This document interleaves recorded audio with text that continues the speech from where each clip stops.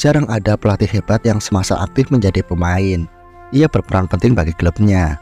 Tetapi Ancelotti merupakan anomali.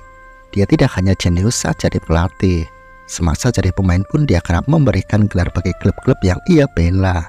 Puncak karirnya tentu saja saat berbaju AC Milan, di mana dia bisa mempersembahkan gelar Liga Champions Eropa bagi klub asal kota mode tersebut.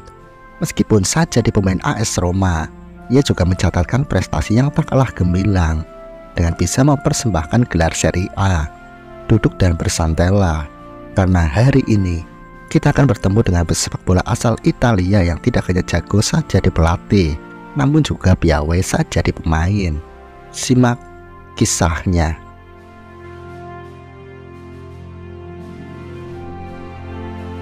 Ancelotti, oh, he's weaving some pretty patterns here, and Ancelotti strikes, and Ancelotti scores! What a magnificent goal!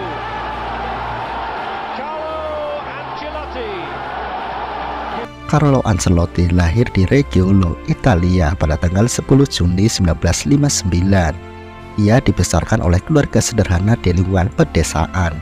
Meskipun sejak dini ia telah menunjukkan minat yang besar pada sepak bola, namun di masa mudanya ia terlebih dahulu memilih membantu orang tuanya bekerja sebagai petani hingga usia 15 tahun. Pada tahun 1975, ia memutuskan untuk meninggalkan rumahnya untuk mengejar mimpinya menjadi pesepak bola handal.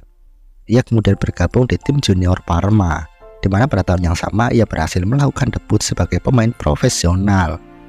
Ancelotti menonjol sebagai seorang gelandang dengan kemampuan defensif yang mumpuni. Di musim pertamanya ia langsung dapat menunjukkan potensinya dengan baik, hingga ia dikenal sebagai gelandang yang cerdas dalam mengambil keputusan di atas lapangan. Selain itu, Ancelotti juga memiliki teknik yang luar biasa. Ia bahkan sering mencetak gol dengan cara tak terduga. Selama 3 musim memperkuat Parma, ia berhasil mencetak 15 gol dalam 63 pertandingan.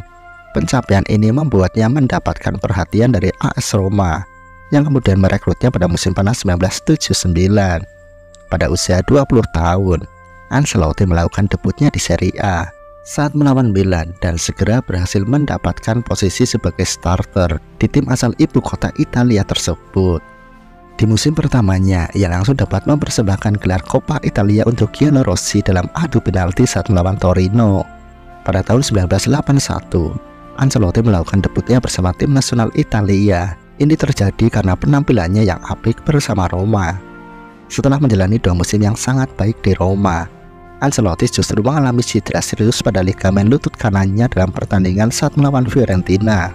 Di usia 22 tahun, karirnya kini terancam dan dia harus menepi selama 1 tahun dari lapangan.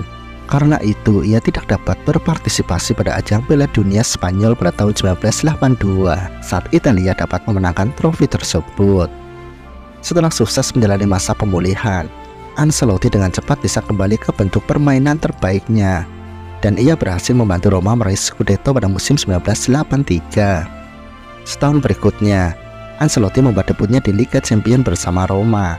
Tetapi sayangnya ia mengalami cedera lagi yang menyebabkan dirinya harus melewatkan hampir seluruh pertandingan di sisa musim tersebut.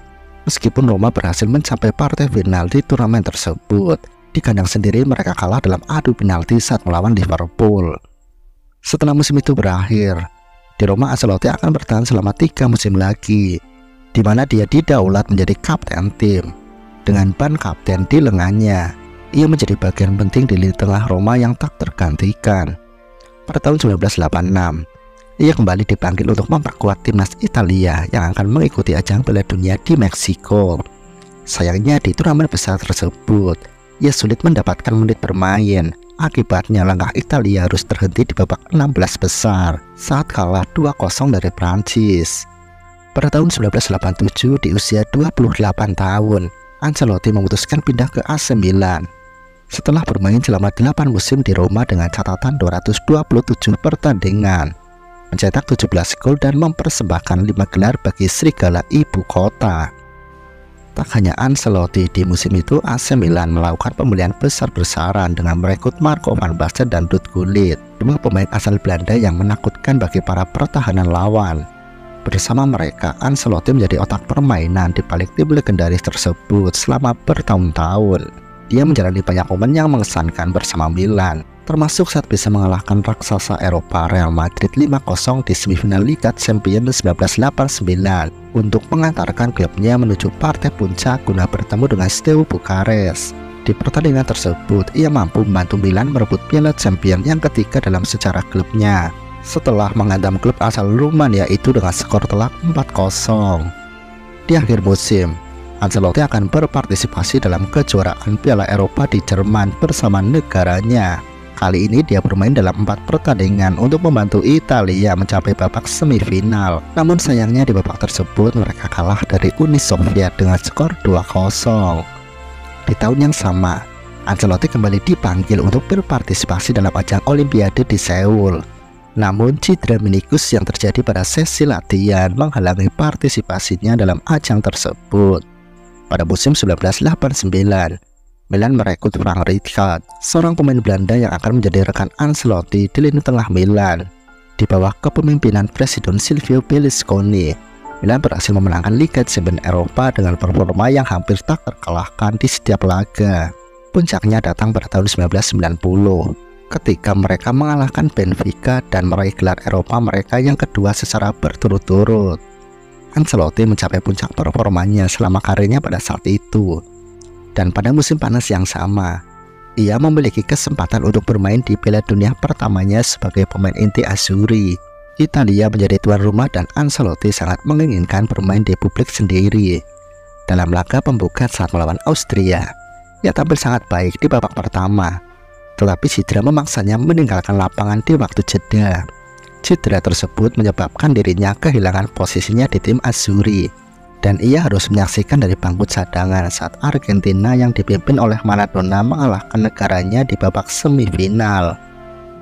Meskipun demikian, Ancelotti memiliki kesempatan untuk mengucapkan selamat tinggal pada Piala Dunia dengan cara yang baik saat bermain melawan Inggris dalam perebutan juara ketiga. Berkat kontribusinya, Italia berhasil mengalahkan The Three Lions dengan skor 2-1. Hanya beberapa bulan setelah itu, dan setelah 10 tahun sejak debut internasionalnya, Ancelotti mengakhiri karirnya bersama timnas Italia dengan total 26 penampilan, di mana ia berhasil mencetak 1 gol. Di AC Milan, Ancelotti masih akan bermain selama 2 musim lagi. Meskipun ia sering mengalami cedera dan kerap turun sebagai pemain cadangan, tetapi Ancelotti memberikan kontribusi penting dalam memenangkan gelar Serie A di musim terakhirnya. Pertandingan terakhirnya dengan Milan berlangsung pada tanggal 17 Mei 1992, di mana Milan meraih kemenangan 4-0 saat melawan Hellas Verona di San Siro. Ancelotti yang pada saat itu berusia 32 tahun datang dari bangku cadangan untuk bermain dalam 20 menit terakhir, di mana dia dapat mencetak 2 gol yang mengesankan. Dalam musim bersama Rossoneri, Ancelotti berhasil mempersembahkan 9 gelar juara dan bermain dalam 160 pertandingan dengan mencetak 11 gol. Ancelotti dianggap sebagai salah satu gelandang terbaik pada masanya. Meskipun ia tidak memiliki kecepatan yang baik, mental dan kecerdasannya dalam menggerakkan bola membuatnya menjadi pemain sepak bola yang unik. Kemampuan dalam mengantisipasi serangan juga sangat membantu pertahanan tim yang ia bela. Sementara visinya di atas lapangan membuatnya menjadi pembangun permainan yang handal. Ancelotti juga memiliki tembakan jarak jauh yang kuat, yang sering menghasilkan gol-gol spektakuler sepanjang karirnya. Setelah pensiun, Ancelotti kemudian menjadi asisten pelatih Arrigo Sacchi di timnas Italia hingga tahun 1995. Pada tahun 1996, dia kemudian menjalani debut sebagai pelatih utama saat menukangi Reggiana untuk membantu klub tersebut dapat promosi ke Serie A. Setelah itu, dia menuju ke Parma selama 2 musim, sebelum akhirnya bergabung dengan Juventus pada tahun 1999. Di Juventus, Ancelotti hanya bertahan selama setahun dengan bisa memenangkan Piala Intertoto. Pada tahun 2001, Ancelotti kembali ke San Siro, di mana dia akan tinggal selama 8 musim di sana dengan prestasi yang luar biasa. Dia memimpin Milan meraih 8 gelar dan mengembalikan klub ke puncak kejayaan sepak bola Eropa setelah memenangkan Liga Champions pada tahun 2003 dan 2007. Pada tahun 2009, Ancelotti pindah ke London untuk menggapai juara Liga Inggris bersama Chelsea. Ancelotti juga sukses dengan Paris Saint-Germain Real Madrid, Bayern Munchen, Napoli, dan Everton.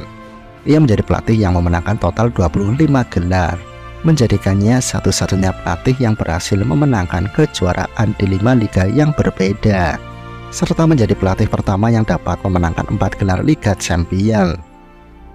Apa yang Anda tahu tentang pemain dan pelatih yang satu ini? Momen apa yang paling berkesan bagi Anda? Berikan pendapat Anda di kolom komentar. Saya Joe dan sampai jumpa di video selanjutnya.